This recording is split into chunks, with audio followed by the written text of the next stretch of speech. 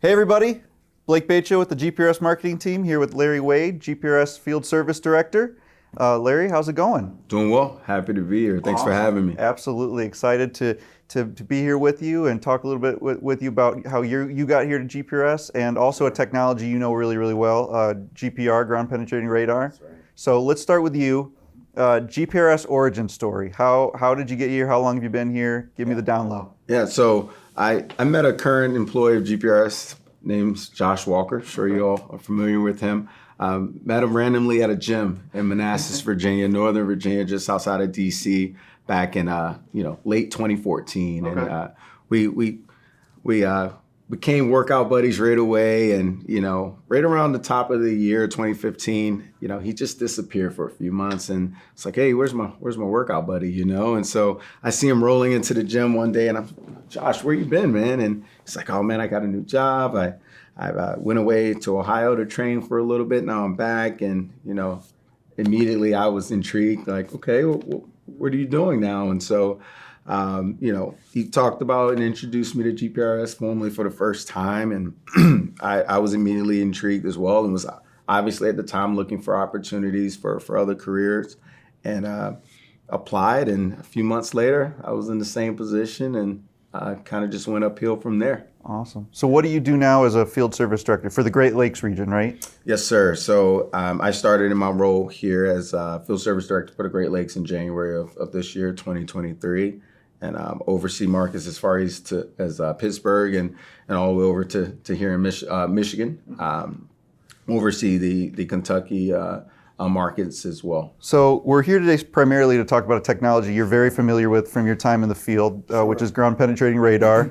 It's in GPRS's name. What is it? How do we use it? Sure. Ground penetrating radar. I feel like every single time I try to explain this to someone not within GPRS, it always comes out a little bit different. But it is a form of geophysical technology that sends signals into the ground looking for subsurface features that will create reactions on the screen, on our radar screen, and we use those. We use very basic anomaly detection to try to find those subsurface features in the ground. That's how I would explain it to someone, and best as I could. Obviously, we use it for concrete scanning to identify reinforcement, conduits, post tension in the slab, and anything that the client may want to know about or potentially even avoid when they need to penetrate or core or saw cut or core a hole through the actual slab.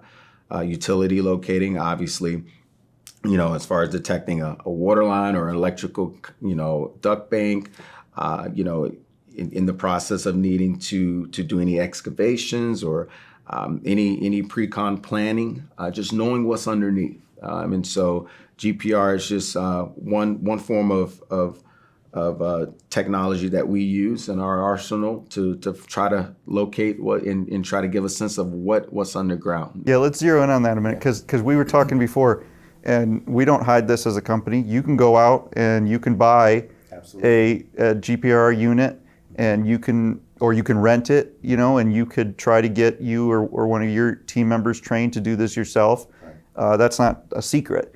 However, we talk a lot about the GPRS difference.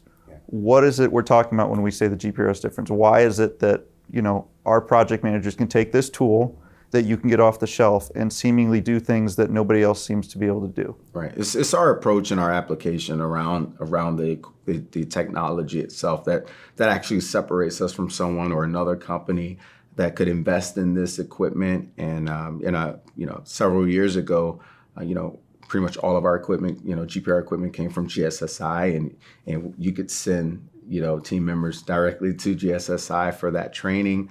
We've just invested, the efforts of Jamie Althausen, Mitch Strait, Evan Soto, Matt, in the training department. They have just from the ground up grew an incredible training process behind the technology, and it's just our operating procedures around using the technology, not only recognizing what it can do, but what I've always believed was even more importantly, knowing what it can't do and knowing what the limitations to it, being able to use it along with other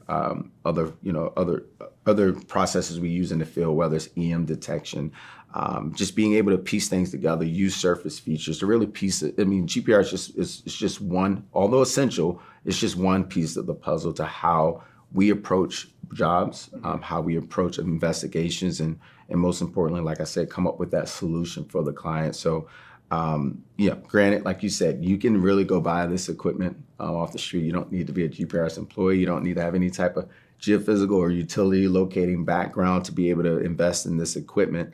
But it's just the processes that we've built around it that I really feel separate us from the rest.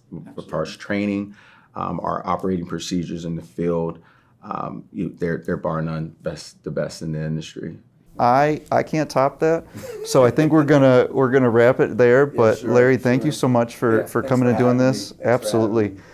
If you guys want to learn any more about the services that we provide at GPRS, visit gprsinc.com.